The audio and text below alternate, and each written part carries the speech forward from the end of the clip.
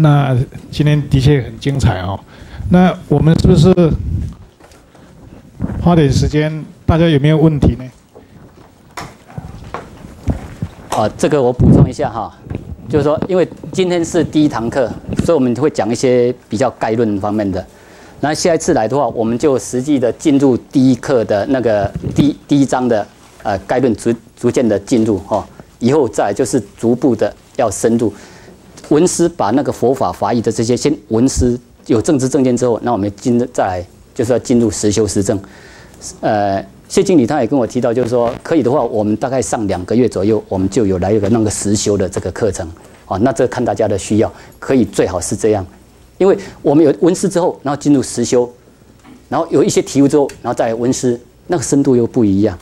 所以我们希望说这一门课不是一门学术的探讨，不是一些知识之间的传授，而是真的是让我们来了悟宇宙人生的实相。真的是要迈向究竟解脱，那我们大家一起来努力，一起来配合，好。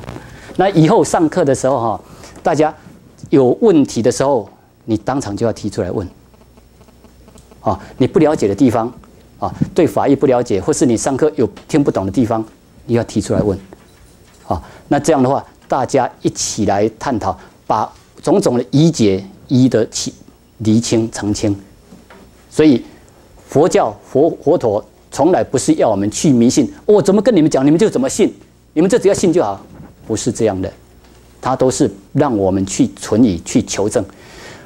佛陀所跟我们讲的，包括我所跟大家分享的，如果你不能了解、不能接受的，没关系，保留，然后去求证，除非经过你的实际的去求证、去体悟到，你才相信，不然你不要迷信。不要盲目相信，所以希望就是说，大家真的要有这种科学家的这种求真求证的精神，打破砂锅问到底。OK， 好，我们谢谢。那这样子，因为大部分可能是已经确定要上了，那可能就是有些有一些问题的，要不要提出来呢？我征求大家意见。或是到此结束，有意见吗？有意见的，我们给3个问题好了，好不好？尽量在9点之前结束，好不好？那有问题的提出来。不是到10点半，我都跟我老婆讲10点半，我待会那我给你请吃咖啡好了，用吃的。这样再说明一下因为有些是比较严的。那刚才我也讲，就是时间问题上，我们现在目前是6点半到8点半。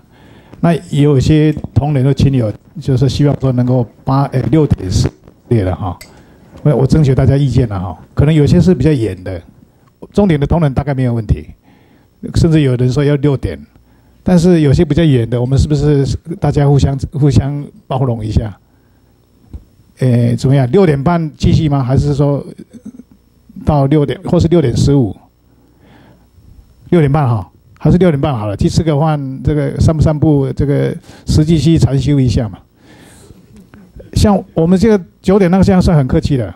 以前跟那个严老师到新店那边一弄都11点、12点了，甚至这个整个晚上都大家就谈论佛法了。所以用这个应该用，刚才郭老师也讲了尽量用生命力，或是要用专精神的这个心力去投入，我想得到的会好一点。要不然你想说8点到了，8点半到了，赶快又要赶第2场，那这个好像你要得到东西好像不是这么容易啊。那我们现在好不好？有到9点有问题的我们提出，因为毕竟大家都是第一次嘛，可能你有一些其他的问题，我们提出来，我们请郭老师给我们回答一下。如果有什么问题，那不用客气老师请问净土是有分为唯心净土跟唯识净土。像说佛什么，像弥陀经讲的，假设真的佛弥陀因地所成就的西方极乐世界，对不对？那地方也是毁灭将来道也是一样的毁灭。如果你们新人没有真的解脱进入那个涅槃的话，我看还是一样。我现在举个例子来讲了如果说你觉得台湾不好，你觉得说台湾是好像个很纷乱，这样觉得说台湾很不好的地方，那我移民到其他国家去。你在台湾，你没办法安心的话，你到美国你就能够真的安心吗？你的那些内心的苦闷，那些不安，你到美国就解决了吗？以此类推。哦，那西方净土的思想是在这边产生的，在这边产生的，是佛灭后500到700年之间所酝酿出来的。为什么会产生这种思想？刚才我们有稍微介绍，因为一方面这是一个文化大熔炉的转变，好，再来就是说这个地区，所以我刚才有跟大家提示一点，就是说这个地区他们是属于什么民族？游牧民族。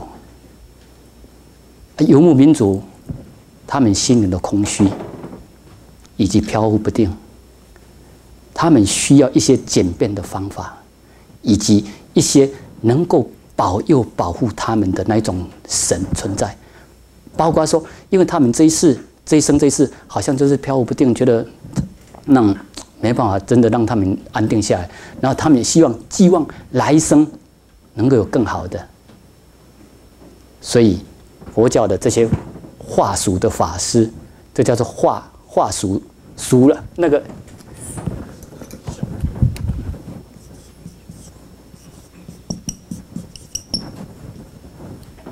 有些法师为了要通俗化，为了要适应这里地区民众的需要，所以就只好一些蜷缩。但是慢慢的演变到后来，整个净土思想都形成。那后来人不知道，就往往容易以方便为就近，这样知道吗？所以西方净土思想是在这边所酝酿形成出来的。这方面的印劳，他在《禅宗与净土》那一本书里面有做一些比较具体的交代，大家可以参考。还谈到这一点，我有没有问题？西方极乐净土是不是老师讲的方便的四净土？那真正的理净土是不是我们要追究那个涅槃寂静那个自性佛的那个？对。对，这样吗？对，谢谢老师。哦，所以西方的这个净土就是一些方便，就像我们刚才讲，就是说，我们要鼓励他们这样的一个游牧民族，大家来闻法嘛，大家来修，所以会有一些蜷缩方便让大家来。但是来之后，最初的这些真正懂得究竟法的这些法师来之后，他会告诉他们，让他们慢慢的稳定下来，让他们机缘渐渐成熟的时候。一定会告诉他们究竟法，一定会告诉他们真正的净土是在现在，在这里。我们内心的净化才是真正的净土。涅槃世界不是在他方世界，而是在我们内心身心的我们的心的贪嗔痴的止息呀。是我们涅槃世界是在我们能够去了悟宇宙人生的实相啊！当你能够了解这些实相，那么你就不会再向心外去求法。但是你要到达那种情况的话，这个就像说，小孩子他需要一些依赖，需要一些鼓励。但是当你渐渐长大的时候呢，一定要是训练你要独立呀，靠自己呀。你不能靠你老爸一辈子啊！对不对？所以这就是说，有蜷缩的方便，鼓励你成长，到一个情况，一定要让你，这个是佛陀所讲的，自依止。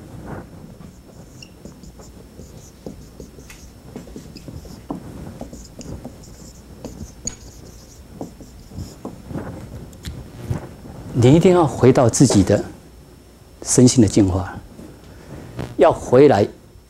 依靠你自己呀，不要向心外去求啊，不要去依靠心外的某神某佛啊，哦，这样你才不会随着境转的。你真正的涅槃解脱，它一定是要回来自依止。你对自己，刚好今天我们社长有提到的，你今天相信他，明天会相信我，后天你会相信你自己。到你真正了解佛法的时候，你就能够回来自一止，因为你贯穿宇宙一切的现象界，都不离这个三法印，所以你不会心外去求法，所以那你这个自一止，你回来到你内心的宁静，回来到内心的贪嗔痴的这些自己，那你回到这个就是你一定要彻见法了。你一定要对法真正有了解，真正有体证到。了解你如果只是光是理解的话，那你只是还停留在文思上面的，那你这样还没有办法真正打入骨髓啊！你真正内心的不安，一定你爱自己亲身来啉到，亲自喝到这个叫做亲证了。你要亲自去证明道法，这个一定要自己。别人没办法代替你去证悟道法，别人没办法代替你生死。你不多要，你要靠你自己吃。我吃，我不多给你代替。所以有些什么那个一些宗派会说，你来啊，我帮你加持啊，我帮你灌顶啊，我帮你消灾啊。那是一些鼓励啦，一些方便法。真正最重要，就像那个小孩子需要鼓励啊，真正到后来，你就是要回来依靠自己啊，体悟法，你跟整个法融为一体，跟整个大自然、整个法界融为一体，你就不管你到哪里，你都解脱自在。这就是《金刚经》所讲的，到那个世界就是无所住而生其心了。不管你到哪里，你都是大安心了。生死之事也完全解决了，真的是现世就能够体证到不生不死的，没有生死的。没有生死不是说我们身体这个没有坏灭这个生死而是你内心呢，你就是一个都是每一个刹那都是很安详啊，面对死亡也是生死一如啊，这样子啊。所以这些都是你要回来自一止、法一止。所以那个净土，他刚才他做那个诠释很好。让我们从方便方面，然后进入到真的实际我们内心的那个净化，这才是最重要的。贪嗔痴的止息才是真正的净土。OK， 好。可是那这样子的话，那我们常常看到的这一本《佛说阿弥陀经》，就是那本书，就是在中岛那个时期形成的。对。那本书就不是就近的解决方法了。容我实说的话，就说这是属于方便法，但我们也不要否定说。所以刚才有人下课的时候跟我提到，就是说所以有的人他一喜欢原始佛法之后他就认为说大乘非佛说就把那些丢掉我觉得我们不用这种偏见，因为他这一本经它的产生有它的时空背景的需要。你不需要这些法，但是有人需要啊。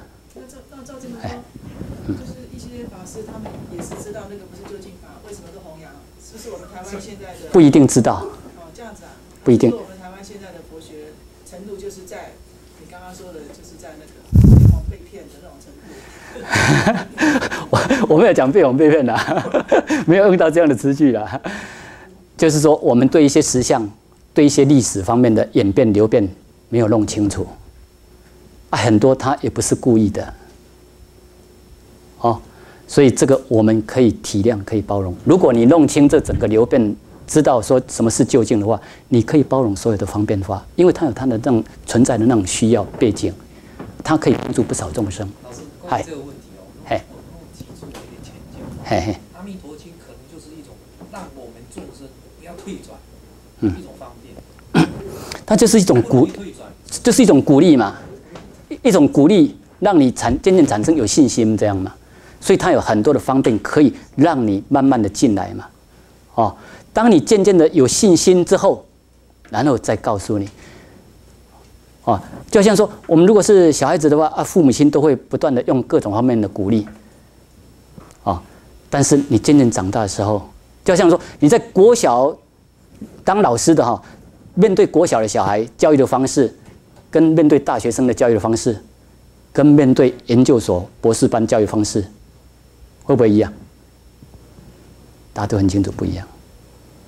幼稚园面对幼稚园的那种教育鼓励方式，但它一定是越来越成长化，都是要你独立，要你自依止。所以我们这本书前后都会贯穿大家，原始佛法佛陀都是要我们回来自依止、法依止、莫意依止。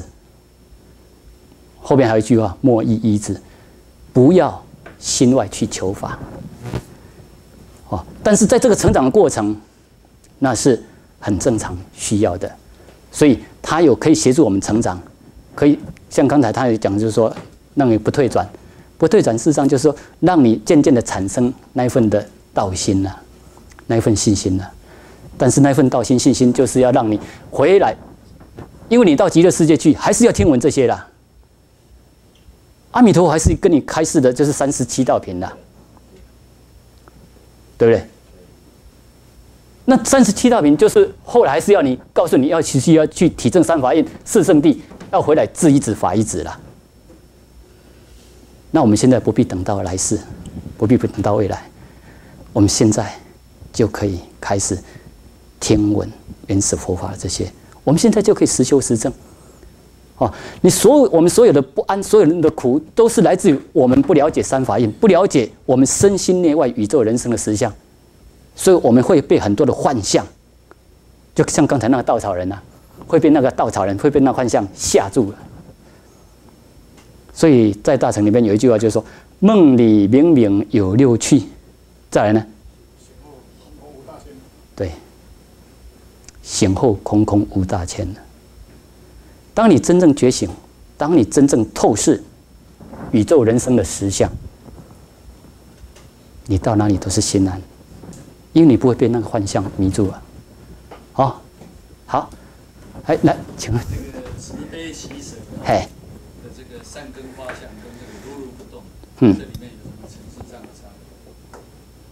善根发相跟，因为你这个看到这个，比如说比较那个低层次的东西，你看会有这一种感受，这个心便会柔软，那柔软照这个佛教的这个如如不动，心如如不动，跟这个是不是有一点层次上不一样？对，这个就是说我们，最初你要从，就像我们开车了哈，你最初学开车的时候总是笨手笨脚的，你最初那个练习慈悲喜舍、学习慈悲喜舍方面，也是都会有从有为法方面开始，但是你慢慢的熟练之后，你开车后来就会驾轻就熟，所以你到后来你就可以，我可以边开车开得很自在，也可以聊天，那个如如不动就是进入那个很成熟，但是这个它有一个成长的过程，所以失败挫折没关系。那要更具体的讲，就是说，如果是初步的那慈悲喜舍，它是在有为法、有所得、有所求的这种情况里面运转，那这样的话容易在形成为那个世间的善法，但是这很难免，我们一定要经过这些，然后才能够逐步的提升到三轮体空的慈悲喜舍。三轮体空就是你刚才所讲的那个如如不动，但是这个一定我们也会经历过一些错误嘛，一些跌跌撞撞嘛，那你才能够真正做到。因为你要真正进入三轮体空的话，那你那个我见身见一定要破除。那我见身见破除，至少它是正出果。在还没有正出果以前，我们的慈悲喜舍都还是容易落在有为法的世界里面。那你要进入到后面，那个就是我们对我们的身见，以及对无我方面要有相当的体悟，还有我们的我慢方面有相当的降服。所以那个进入三轮体空这方面的话，它就能够真正进一步的去入那个涅槃无为的世界。那涅槃无为不是说我什么都不做了，我消极悲观了，绝不是。就像你刚才所讲的那个，进入他的心是如如不动，但是他一样在跟众生广结善缘。好。所以佛菩萨的这个慈悲为怀，就是等于是如如不动。对。而起这个心是吧？对，所以就是说无所住而生其心。那个无所住，就是说他不会被境界牵着走，不会被一些慈善的世间善法的那一种境界牵着走。啊，他能够如如不动，他无所住，但是他却预言现其，能够看因缘情况而生其心，他不会逃避，也不会连找。好，可以了哈，现在9点多了。